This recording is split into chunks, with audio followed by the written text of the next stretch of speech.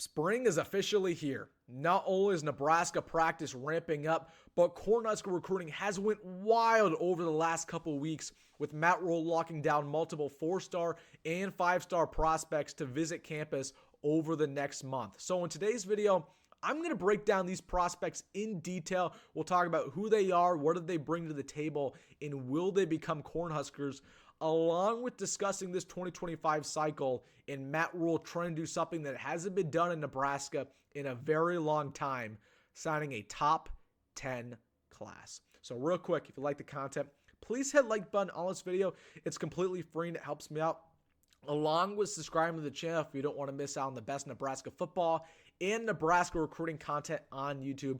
But let's just dive right into it, talking about this recruiting class for Nebraska. And like I talked about in my previous videos, 2025 is a culmination of everything that Matt Rhule has done so far as the head coach for the Huskers. Obviously, we saw in 2022 when he was hired, he finished up the class of 2023, adding on a couple 4-stars. Then in the 2024 class, 5-star Dylan Raiola, 4-star Card Nelson. He finished with a top 20 unit. But you want to keep stacking on these top-tier classes, and he knows that the framework of the 2025 class will set up the future for Nebraska for the next 4 and 5 years, and that's why he's going so hard in landing all these 4 and 5 stars to visit campus. So let's just go right into it, talking about the first prospect. I'm sure you've heard of the name, 5-star Michael Terry will be in Lincoln in a couple weeks. And you watch this guy on film. He does everything for his high school squad. He plays quarterback, running back, wide receiver, plays on defense, kick returner, punt returner. The epitome of a utility knife for his high school squad. Nebraska is currently recruiting him at wide receiver.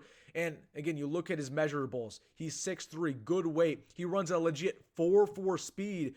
And this is somebody who I like to refer to as a gamer. He just makes big plays when it matters the most. And he's one of those blue chip prospects that you feel really good about translating to college almost immediately.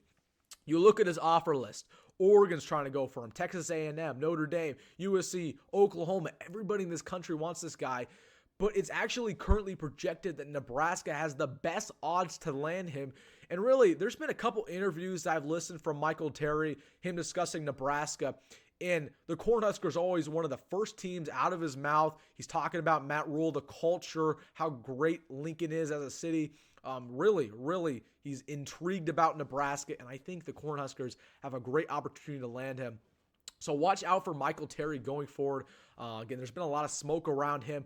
But this is one of those 5-star prospects where obviously we landed Dylan Raiola last class, but you want to keep stacking it up. That was not a one-time thing. You got to keep landing these top quality players, and Michael Terry allows us to do just that. So that's the first prospect, 5-star Michael Terry, wide receiver.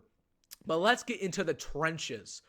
4-star offensive tackle Broderick Shull is coming on a visit in a couple weeks, and he's listed as 6'5", 280, and he's another Texas kid. He's currently a Texas Tech lean, but you watch him on film. Physical blocker. Not only is he very polished in the run game, but he's polished in the pass pro.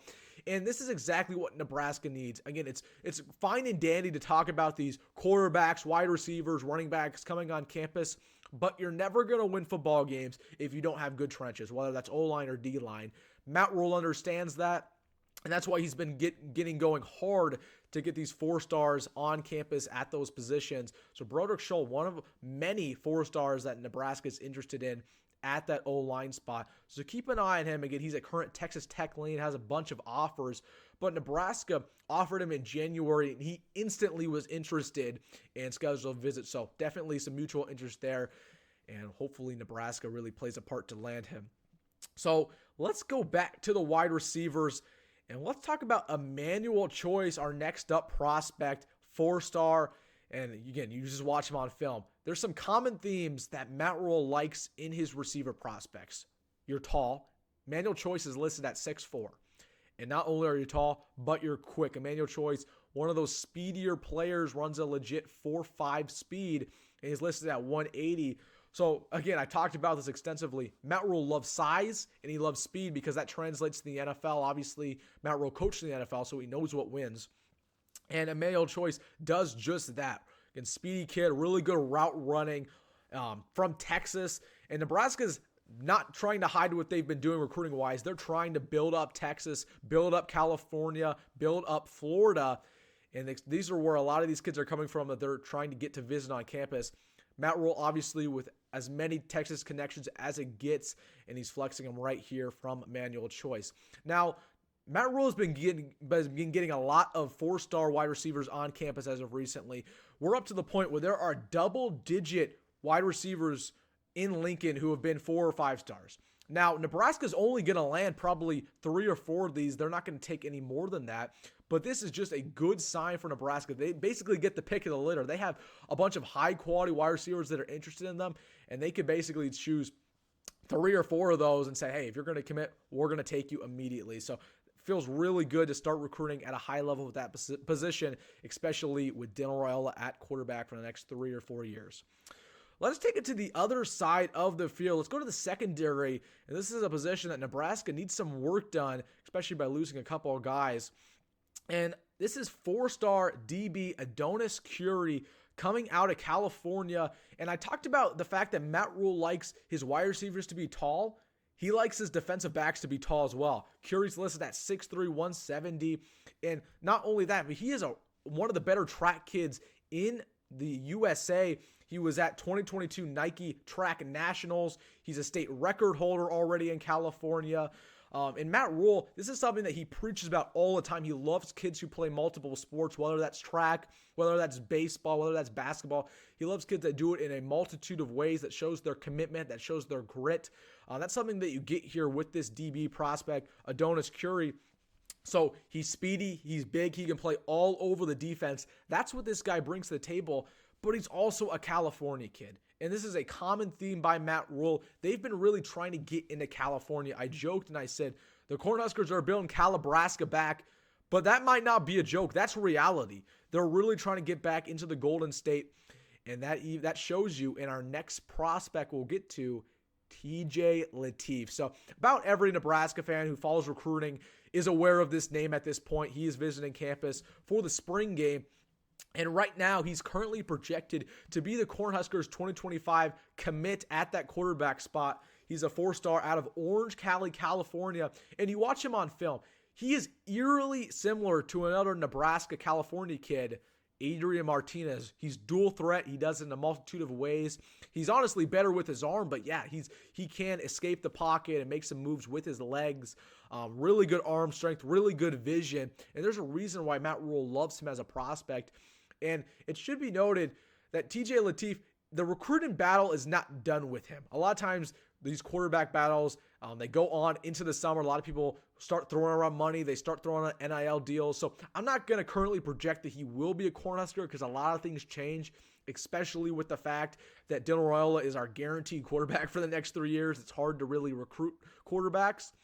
But TJ Lateef, if he wants to be developed to a high level, he's going to be a Cornhusker, and I feel really good about him, and he is a stud prospect. So another guy coming on campus, and one more guy I'm going to talk about in detail before we really get into this 2025 class as a whole.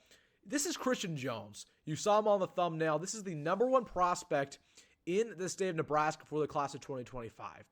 And a lot of people project him to be a Cornhusker. No debate. Oh, he's going to come to Nebraska. He's from Omaha, no doubt about it. But his recruitment's going to be a dogfight. Obviously, the 4-star linebacker, he's listed as a top 100 player in the country. But Nebraska historically has not been great at securing in-state talent.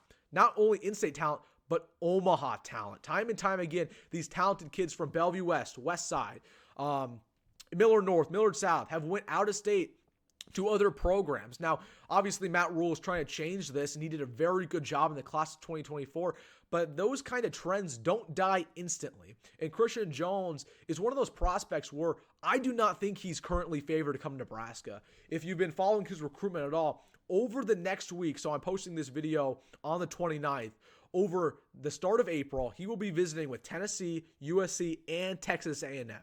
Not only that, but he's being heavily recruited by Wisconsin, Florida, Oklahoma.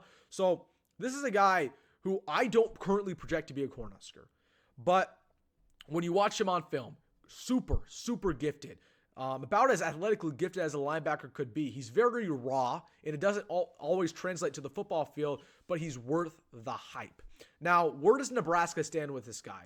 it comes down to winning football games. I think Christian Jones might be one of those guys who commits in the fall, commits November, commits in September.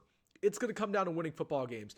He does not have that strong of a connection to the Cornhuskers where he's just going to commit no problem. Matt Rhule, at the end of the day, has got to prove this on the gridiron.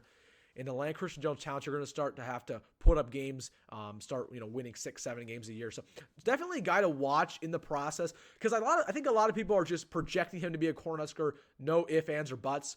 But I don't project that at all. I think, if anything, he's projected to not be a Cornhusker more likely. So keep your eye on Christian Jones. It's going to come down to winning, but definitely something that we're going to have to keep our eye on. And right now, he's currently not scheduled to visit over the next month. So that's another storyline for you. So those are a couple prospects in this video that I'm going to go over. There's some other ones that are coming on visits over April who I've already talked about in previous videos. I'll just run over them right now. Noah McHale, he is a 5-star linebacker from California. I went in detail about him in a video a couple of weeks ago. Stud linebacker in that California pipeline, just building up. Dawson Merritt, another linebacker from Kansas, 4-star. And then one more, Jack Lang, a 4-star tackle from Missouri, almost a top 100 prospect, a guy that Nebraska is very close to landing as well. So some other guys, again, those are guys I've talked about before, but super, super high quality guys who deserve a talking point. So let's just get into why this is important for Nebraska. I talked about in the video's title, this could change everything. The 2025 class could change Nebraska for the next 10, 20, 30 years. How is that possible, Wilson? Matt Rhule, going back to his days at Temple or Baylor, he's always been a great developer. That's how he wins football games. That's how he won the Big 12 title. That's how he's always competing for 7, 8, 9 wins. He's about as good of a developer as there is in college football. He's never been a good recruiter. Okay, so he's been good with no recruiting. Imagine how good he's going to be as a coach and how good his teams are going to be when he's starting to rank up top 20, top 10 classes. Yeah. Nebraska is going to get on a completely different level. So that's why this class means so much, is because this is going to instill the fact that Matt Rhule, if he can continue to keep building on these top 20 classes, top 15 classes, he's going to have such a talented roster where it's almost impossible for Nebraska not to have success with his background of developing. It's going to take the Cornhuskers to being a 5-win team last year, to an 8-win team, to a 10-win team, to competing for a Big Ten title every single year. That's how important it is for the Cornhuskers. And I talk about always doing things better than you did the year previous, right? If you make a mistake developing, you fix that going into the next year. If you make a mistake recruiting, you fix that going into the next year. The same thing works with your recruiting ranking. Okay, if you have the 19th ranked recruiting class, you want to improve that. Next year, you want to be the 17th. The year after that, you want to be the 15th. You want to continuously improve, and that's what Matt Rhule understands. That's why he's going crazy with these 4 and 5 stars, but it's all about landing these prospects. We've seen Scott Frost, Mike Riley get a bunch of talented players on campus before, and we've hyped them up, and we thought, oh, we're going to land these guys, and they didn't end up committing. Matt Rhule is really good at building connections, getting guys to come on campus and enjoy their time here, and inevitably sign with the Cornhuskers, take their career to another level. So hopefully he does just that. So I'm not really buying into the hype just yet, but this is such an important class for Nebraska. Again, it is a culmination of everything that Matt Rhule has done so far. The third class is the most important class in every coach's tenure. It sets the framework. We saw it with Scott Frost. His third class was the 2020 class. And that was historically one of the worst classes for the Cornhuskers because everybody transferred out. And there was no going back from that. Matt Rhule's the same way. So if you don't follow recruiting, you might want to keep a couple extra eyes on this cycle because it means so much for Nebraska over the next 5 to 10 years. So let me know what you think about this down below. A couple prospects you're interested in, what this means for Matt Rhule and the Cornhuskers. Anything, again, put that in the comment section. Make sure to like and subscribe to the video if you don't want to miss out on any more Nebraska content this offseason. I mean, we're just getting started. We have content throughout April, May, June, July, and August, getting ready for football season. As always, folks, go Big Red, go Matt Rhule, and see you in the next one.